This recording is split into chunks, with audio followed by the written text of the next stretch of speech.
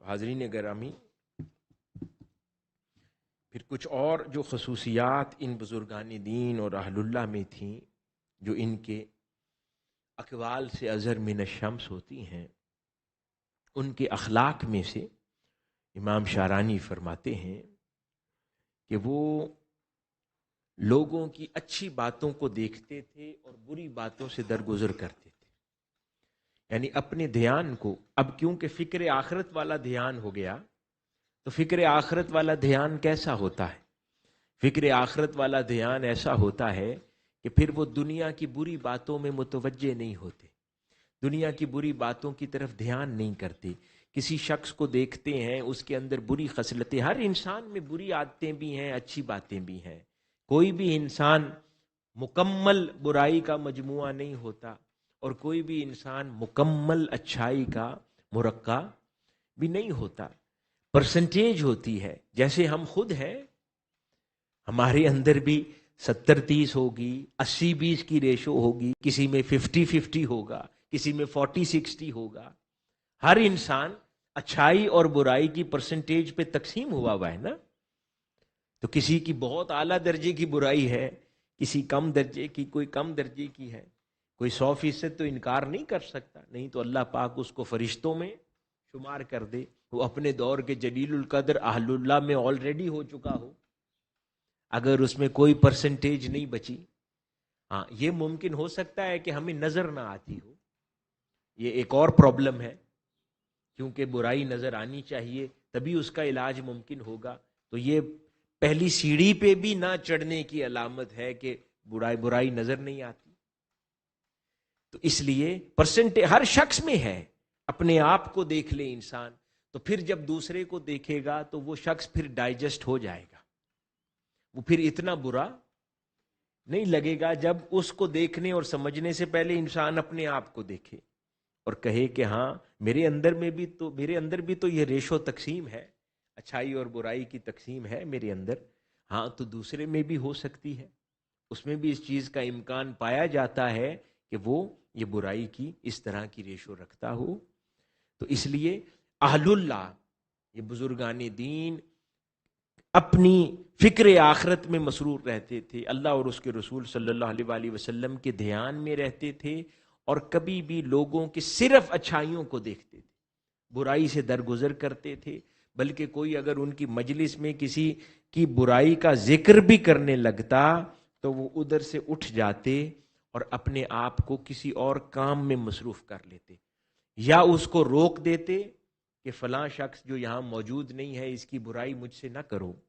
اور اگر اسے ایسا نہ کر سکتے، بڑوں کی مجلس ہوتی، والدین بیٹھے ہیں، کوئی بڑی عمر کے لوگ بیٹھے ہیں، اساتذہ بیٹھے ہیں، علماء بیٹھے ہیں، جہاں پر ان کو تنبیہ نہیں کر سکتا، جہاں انہیں نصیحت نہیں کر سکتا، تو کم از کم اپنے آپ کو وہاں سے دور کر لیتے تھے اور کسی صورت بھی برائی کے ذکر کا حصہ نہ بنتے تھے. یہ پہلا بنیادی سبق ہے اس راہ سلوک کا. یہ تسبیحات، یہ نوافل، یہ کثرت عبادت، یہ اعتکاف، یہ فائدہ نہیں دیتے اگر انسان ان چیزوں پر سفر نہ کرے. یہ بنیادی خصلتیں اپنے اندر پیدا نہ کرے تو ساری رات کا جاگنا بھی فائدہ نہیں دیتا. وہ گھوڑے پر کتابیں لادنے کے برابر ہے کہ 100 کتابیں گھوڑے پر لاد دیں، اس کے دماغ میں داخل نہیں کر سکتے. اسی طرح اپنی زندگی کو عبادات کی مشقت سے مزین کر لیں، لیکن اگر یہ بنیادی خصلتیں آپ کے اندر داخل نہیں ہوئی تو آپ کا شمار اچھے انسانوں میں نہیں ہو پائے گا، متقین میں نہیں ہو پائے گا. اس لیے میں نے کہا کہ اصل بات ہے سوچنے کا انداز بدل جائے، اور جب سوچنے کا انداز بدل جاتا ہے تو پھر اچھائی اور برائی سے متعلقہ ان امور کا کیا داخل کیا جانا چاہیے اور کیا نہیں. پھر جتنے بھی دوسرا ایک خاص عمل جو کرتے تھے یہ اہل اللہ، جتنے بھی اعمال جن کی انسان انجام دہی کرتا ہے ان کا فوکس، کیونکہ انسان جب جوان ہوتا ہے اس کے پریفرنسز اور ہوتے ہیں. میں نہیں کہتا کہ پہلے دن سے انسان ویسے ہو جائے. اللہ پاک نے کسی کو اس حال میں پیدا کیا ہے، وہ خوش نصیب ہے اگر ہے ایسا کوئی. اگر کسی کو اس حال میں پیدا نہیں کیا تو ہر عمر کی بریکٹ کی کیفیات جدا جدا ہوتی ہیں، which is understandable. انسان اپنی ٹین ایج میں ہوتا ہے تو اس کے جذبات اور کیفیات اور ہوتی ہیں، 20s میں ہوتا ہے تو اور ہوتی ہیں، 30s میں اور ہوں گی، 40s میں اور ہوں گی. آپ سب پر ایک قانون کا اطلاق یکسر نہیں کر سکتے کہ 40 والا کہے کہ میں آج ایسا سوچتا ہوں تو یہ ٹین ایج بھی آج ایسا سوچے. وہ نہیں ہو سکتا، نیچرل نہیں ہے. لیکن جس چیز کی طرف ہمیں فوکس رکھنا ہے کہ سفر جب انسان راہ راست کی اگر سمجھ آ جائے تو جب سفر انسان طے کرتا ہے تو کوشش یہ ہونی چاہیے کہ جتنے وہ اعمال انجام دیتا ہے ہر اگلے سال اس کے انجام کردہ اعمال کی پرسنٹیج شفٹ ہونی چاہیے.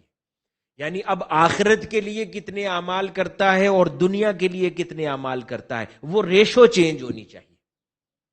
اگر اس کی ریشو چینج نہیں ہوتی تو پرابلم ہے. اگر وہ کہتا ہے کہ میں جب ٹین ایج میں تھا تو 70% دنیا کے لیے کرتا تھا، 30% دین کے کرتا تھا، پھر میں 20s میں آیا اب 40% دنیا آخرت کے لیے کرتا ہوں، 60% دنیا کے لیے، پھر اور سمجھ آئی تو 30s میں، تو گریجولی بائی دا ٹائم اس کو کم از کم 40 سے پہلے یہ ایسا ضرور ہو جانا چاہیے کہ اس کی اب جو میجورٹی ہے اس کے اعمال کی وہ تبدیل ہو کر آخرت والی ہو جائے. کیونکہ نہ جانے اس کے بعد اسے موقع ملے یا نہ ملے.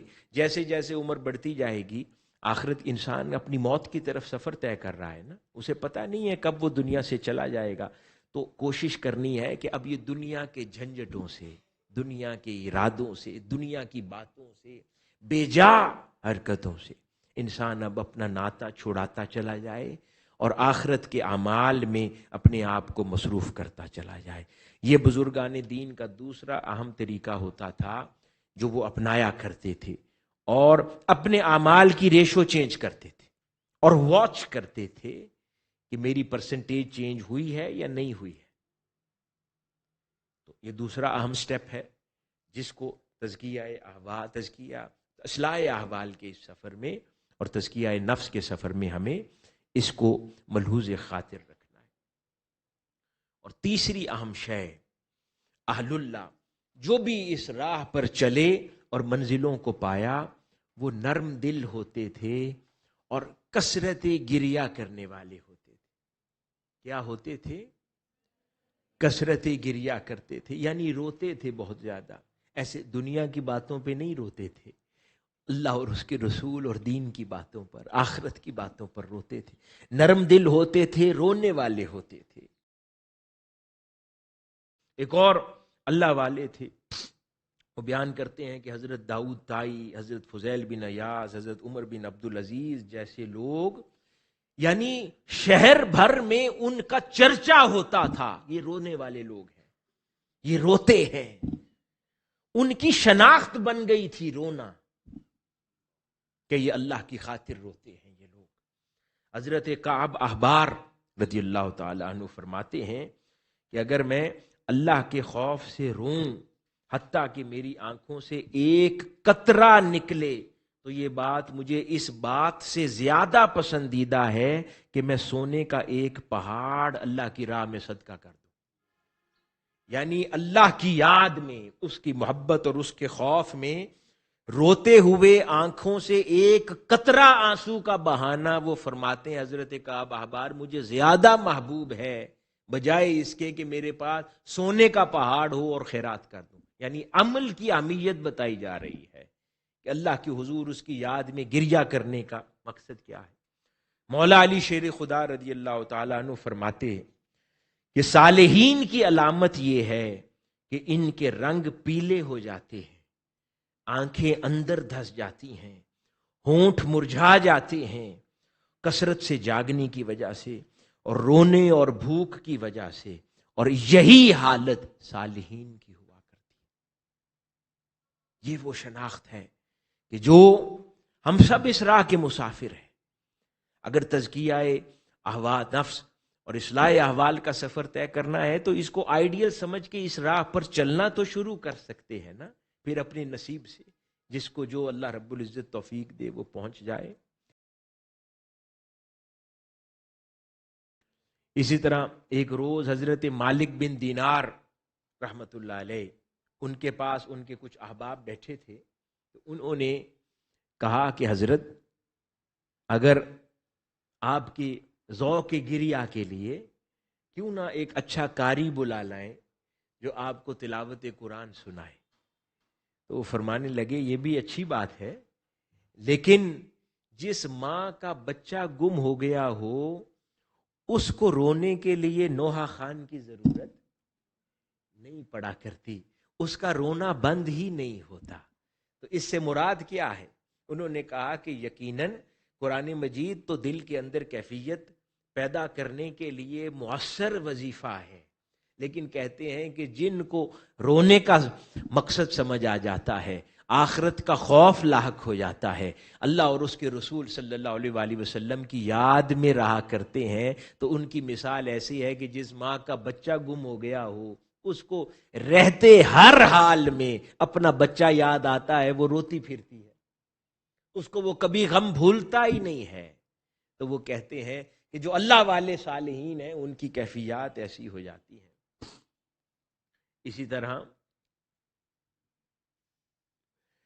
پھر آگے فرمایا کہ کسی دوسرے رونے والے کو ریاکار بھی نہ کہو، اس سے منع بھی فرمایا کہ رونے کی اتنی فضیلت ہے کہ کوئی روئے تو کبھی اس کو روتا دیکھ کر اس پر ہنسو نہ، اپنے دل میں یہ خیال نہ لاؤ کہ یہ شخص جھوٹا روتا ہے یا یہ کسی کو دکھاوے کا روتا ہے، نہیں، اپنے آپ کو اس خیال سے آزاد کر لو۔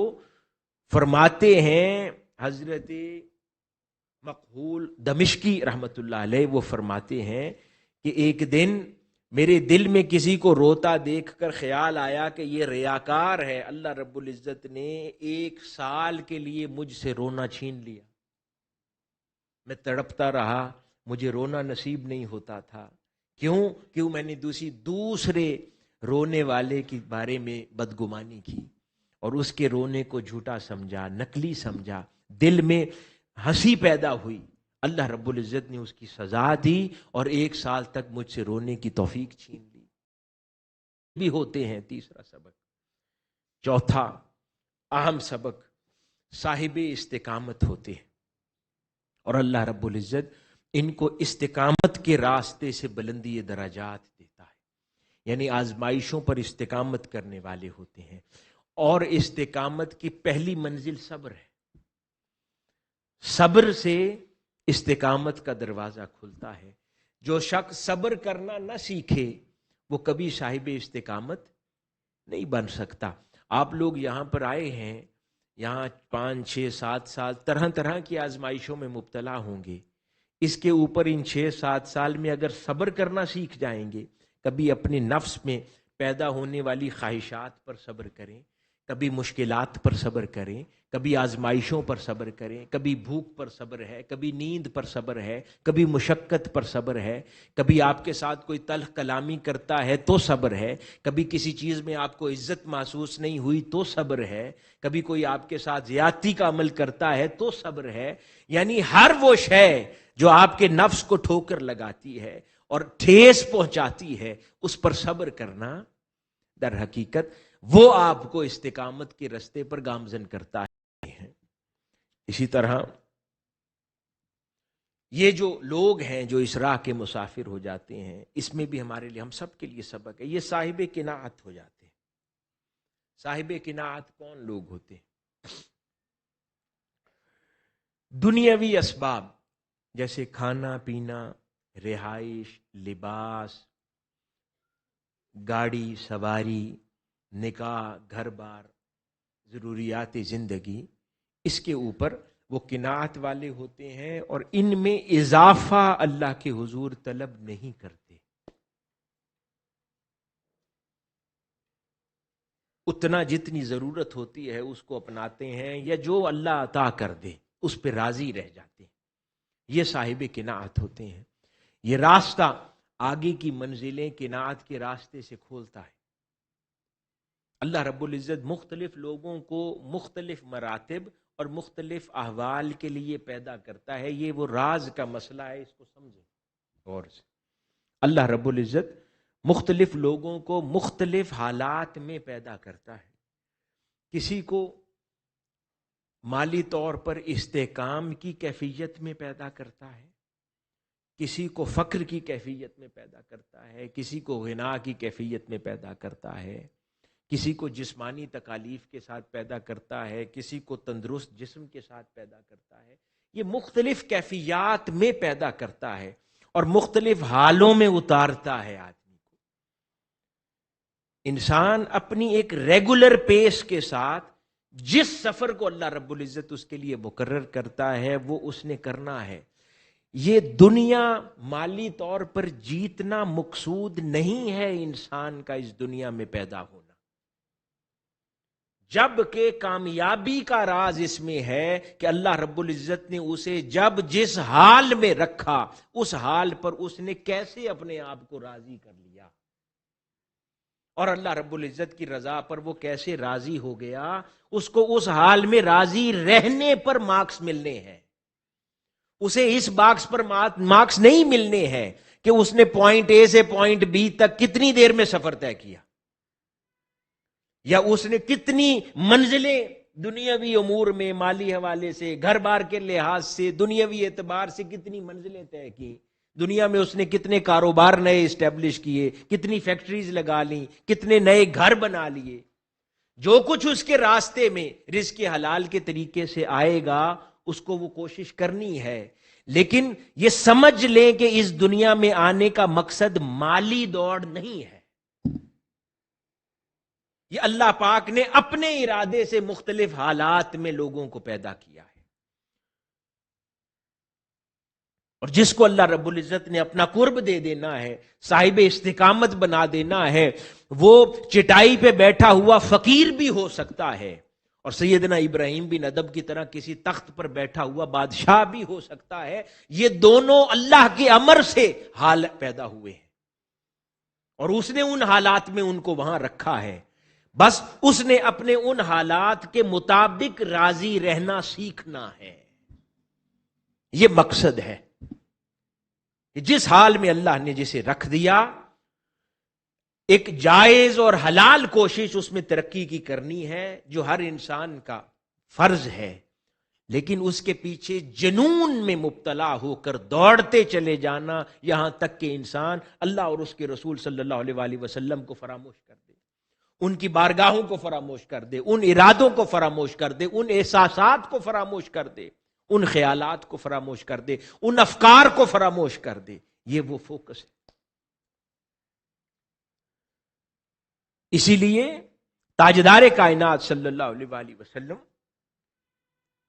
کی ذات بابرکات سے دونوں طرح کے احوال وابستہ ہیں، فقر کے احوال بھی وابستہ ہیں، اور آپ نے خیر کے احوال بھی دنیا میں، ایک استحکام کے احوال بھی دنیا کو دکھائے، لیکن کثرت زمانہ آپ کی حیات مبارکہ کا وہ دنیاوی اعتبار سے آزمائش اور مشکلات کا نظر آتا ہے۔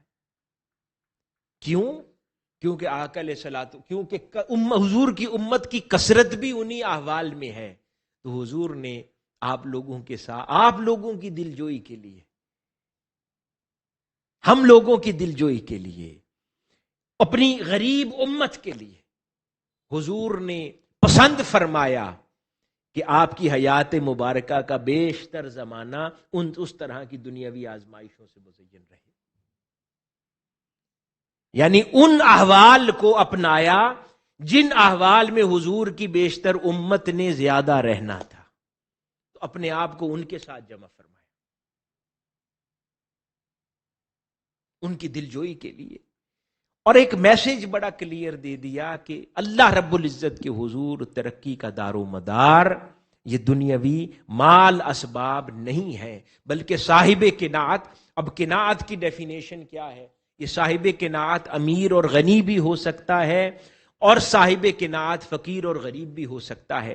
اس لیے درجے پر یہ نہیں کہا کہ اپنے اوپر غربت مسلط کر کے رہو، نہیں کہا کہ صاحب قناعت ہو جاؤ کہ جس حال میں مولا رکھے اس پہ راضی ہو جاؤ. یہ راستہ ہے در حقیقت اللہ اور اس کے رسول صلی اللہ علیہ وآلہ وسلم کے بتائے ہوئے. حضرت سفیان ثوری رحمت اللہ علیہ فرماتے ہیں کہ جو شخص اس زمانے میں جو کی روٹی پر قناعت نہیں کرتا وہ ذلت اور رسوائی میں مبتلا ہو جاتا ہے. اب وہ بڑی سخت بات فرمائی انہوں نے، جو کی روٹی پر قناعت نہیں کرتا. اب اس سے مراد جو میں سمجھا ہوں اس کال سے، یوں تو بڑی سخت بات ہے یہ، لیکن میں جو اس کال سے مطلب سمجھا ہوں وہ یہ کہ جو جس کو میسر ہے اگر وہ اس پر قناعت نہیں کرتا اور زیادہ کی خاطر دوڑتا ہے، اللہ رب العزت اسے ذلت میں مبتلا کرتا ہے. اب وہ چاہے زیادہ کی خاطر دوڑتا، عزت و منصب ہو، مال ہو، جاہ و منصب، جو کچھ بھی ہو، ایک جائز سفر جو حلال کے لیے ہے وہ ضروری ہے، لیکن اس سے زائد انسان ہر چیز کو بالائے طاق رکھ کر دوڑ پڑتا ہے نا جس خاطر. تو کہا نہیں، محنت جو زیبا ہے وہ صرف اللہ اور اس کے رسول کی خاطر ہے اور رزق حلال کی خاطر، جس سے انسان اس دنیا میں عزت کی زندگی گزارنے کے قابل ہو جائے. اسی طرح آگے وہ فرماتے ہیں کہ ان سے اور مال کے پیچھے اندھا دھن بھاگنے سے وہ فرماتے ہیں کہ انسان میں 5 طرح کی خصلتیں اور 5 طرح کی باتیں پیدا ہو جاتی ہیں جو اس کو ذلت میں مبتلا کرتی ہیں. وہ 5 باتیں کیا ہیں؟ جب انسان بہت زیادہ مال اور جو اس کے پاس نہیں ہے اس کے پیچھے دوڑتا ہے تو اللہ رب العزت اس کو لمبی امیدوں میں مبتلا کرتا ہے. لمبی امیدیں اسے گمراہ کرتی ہیں، اسے سخت ہرس کا شکار کرتا ہے، وہ لالچی ہو جاتا ہے، بہت زیادہ لالچی اور کنجوس ہو جاتا ہے. اس کو آخرت بھلا دی جاتی ہے اور اس کے اندر تقوی میں کمی مبتلا ہونے لگ جاتی ہے، یعنی وہ اعمال صالحہ اور خرشیت کے امور میں تقوی کمی آ جاتی ہے. اب عموماً ہماری پریکٹیکل لائف میں یہ جو سبجیکٹ ہے نا قناعت کا، ہمارے گھروں میں یہ چیز نہیں ہے. پھر ہم اگلے گھروں میں شادیاں کر کے چلے جائیں یا اپنے گھر آباد کر لیں، اس کے اندر بھی یہ جو قناعت کا سبجیکٹ ہے اس میں آلموسٹ ہم سب فیل ہوتے ہیں. کیا ہوتے ہیں؟ فیل ہوتے ہیں. قناعت نہیں رکھی جاتی ہم سے. یعنی اللہ پاک نے جس حال میں رکھا ہے اس میں انسان بہتر مینجمنٹ کی کوشش کرے اور راضی ہو جائے اور اپنے مولا سے مانگے، دنیا سے جھگڑا نہ کرے، کیونکہ اس کے مولا نے اس کو اس حال میں رکھا ہے. وہ اس پر راضی رہنا سیکھے، اس کی طرف کوشش کرنی ہے اور ایفرٹ پٹ ان کرنی ہے. یہاں سے جب پڑھ کے اپنے گھروں کو بھی واپس لوٹیں تو یہ چیز اپنی زندگی میں داخل کر لیں تو حقیقی معنوں میں آپ کو وہ لا خوف علیہم ولا هم یحزنون کا فیض مل جائے گا. یہ قناعت آ جائے تو آدھے خوف زندگی سے چلے جاتے ہیں اور آدھے غم نہیں رہتے، چلے جاتے ہیں زندگی سے اگر صاحب قناعت ہو جائے انسان اور پختہ ہو جائے اس کے اندر. اسی طرح کئی بزرگان دین، اب حضرت شیخ تاج الدین ذاکر رحمت اللہ علیہ فرماتے ہیں، ان سے کسی نے پوچھا کہ قناعت کی تعریف کیا ہے؟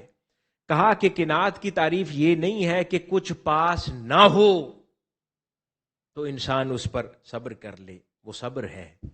قناعت یہ ہے کہ اس کے پاس جو ہو اسی میں خوش رہے، اور دوسری شے یہ کہ زیادہ ہو تو جان بوجھ کے کم استعمال کر کے باقی بانٹ دے، یعنی اپنی زندگی اور لائف سٹائل کو لمٹ کر لے ایک خاص مزاج پر، ایک خاص انداز پر، تاکہ اس کا شمار اللہ رب العزت صاحب قناعت لوگوں میں فرما دے. یہ وہ پریکٹیکل سائیڈ ہے ہماری زندگی کی جس کو ہمیں کوشش کرتے رہنا چاہیے.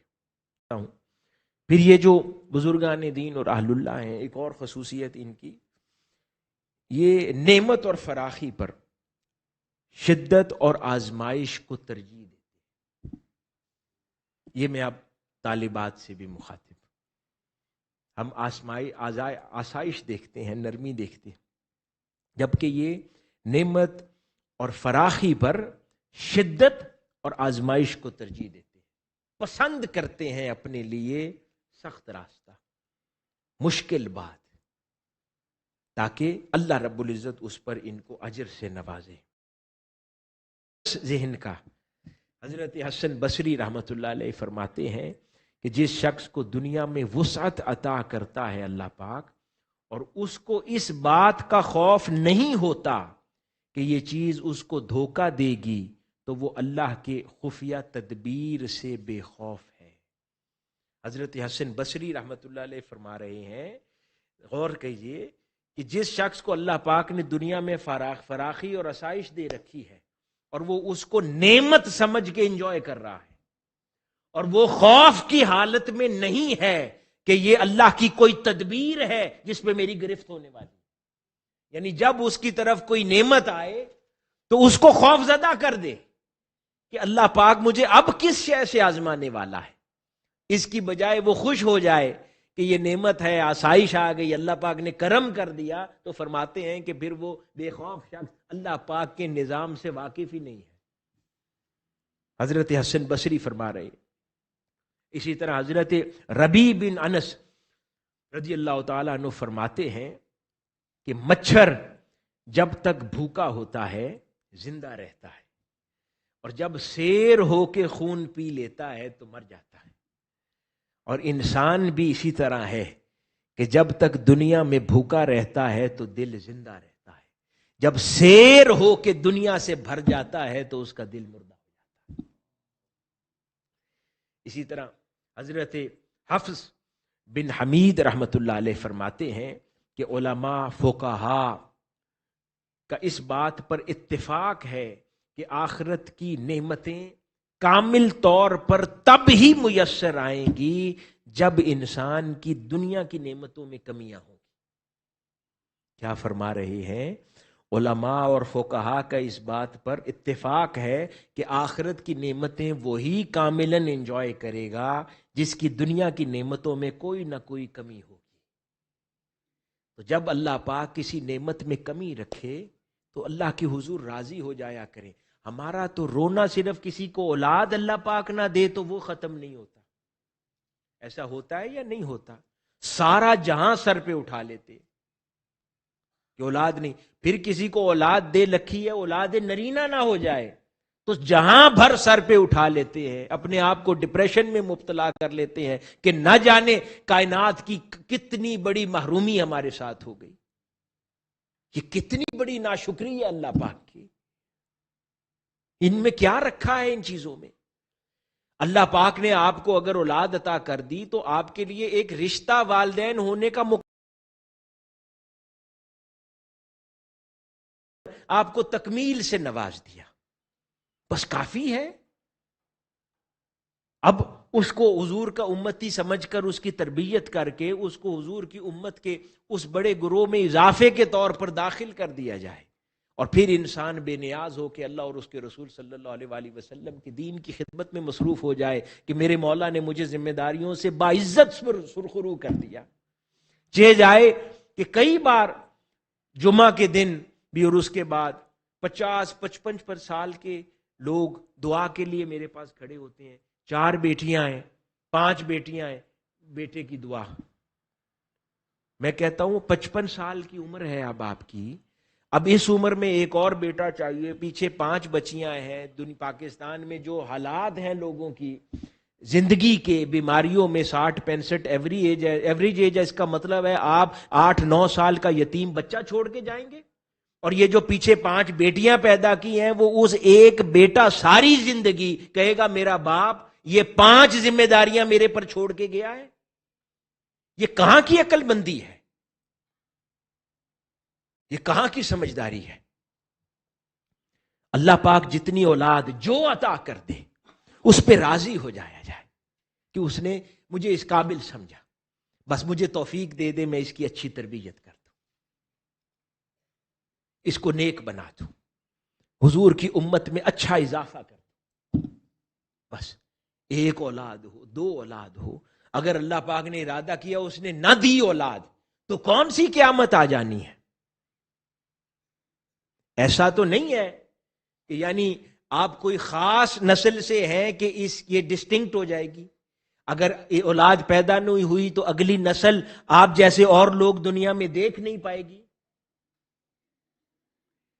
ایسا تو نہیں ہے نا. دنیا میں بہت سارے انسان ہیں اور انسان انسانوں کو دیکھتے رہیں گے. کوئی ڈائناسور تو پیدا نہیں کرنا کہ اگر دوبارہ اور ڈائناسور نہ پیدا ہوا تو اب لوگ ڈائناسور نہیں دیکھ سکیں گے دنیا میں. تو اس لیے انسان ہے. اللہ پاک کے امر پر راضی رہنا، رضا، یہ راز ہے سارا. بس جو جس حال میں رکھے، جو دے دے اس پہ راضی ہو جائے.